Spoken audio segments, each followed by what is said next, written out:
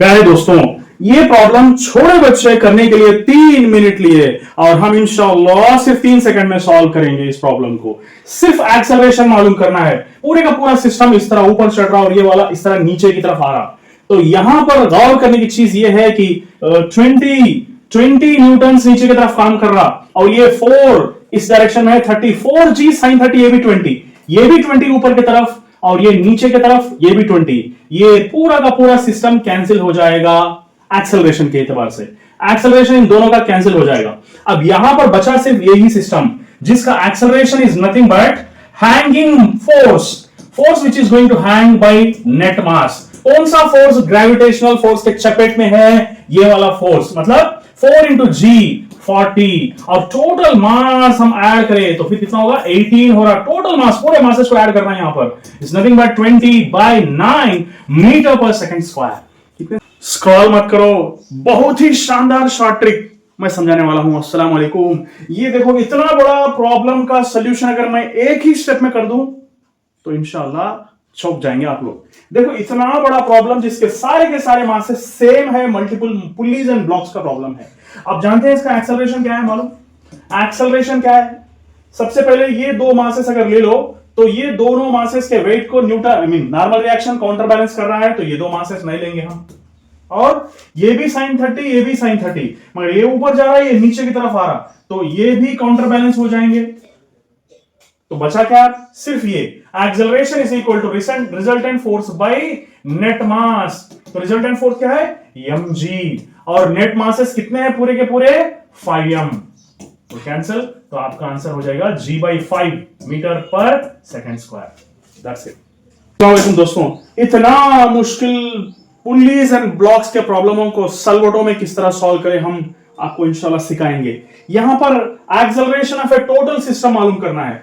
Acceleration का formula क्या है? Simple shortcut formula without using free body diagram, net force by net mass. अब यहां पर नेट फोर्स 0 है, यहां पर भी नेट फोर्स 0 है, क्योंकि दीज आर रेस्टिंग। ग्रेविटी इस पर काम नहीं करेगा, ग्रेविटी सिर्फ इसी पर काम करेगा 2 kg के ऊपर।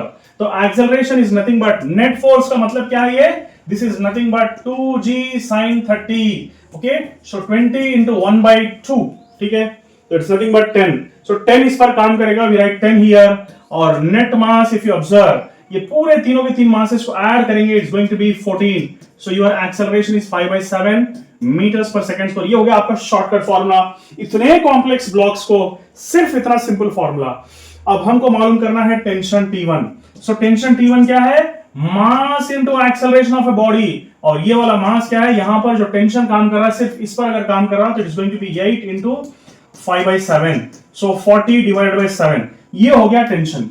अब ये टेंशन T2 मालूम करने का फॉर्मूला है, ये जो है it is on an inclined plane, so we will write m into g sin 30 minus ये, ओके। ये हो गया इसका शॉर्टकट फॉर्मूला।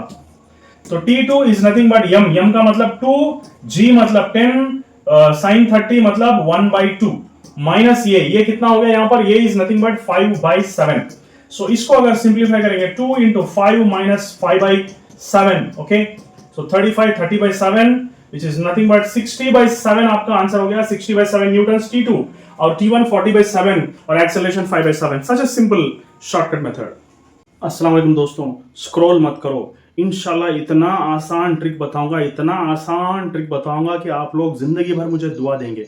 अभी देखो आप लोग यहां पर इन दोनों केसेस के अंदर एक्सेलरेशन मालूम करना है। एक्सेलरेशन मालूम करने से पहले उसका शॉर्टकट फार्मूला देख लो, अनबैलेंस्ड फोर्स बाय नेट मास। ये क्यों है? क्योंकि acceleration is nothing but force by mass. ये तो न्यूटन सेकंड लॉ का ही फार्मूला है, कोई नया फार्मूला मैं नहीं क्रिएट कर रहा हूं।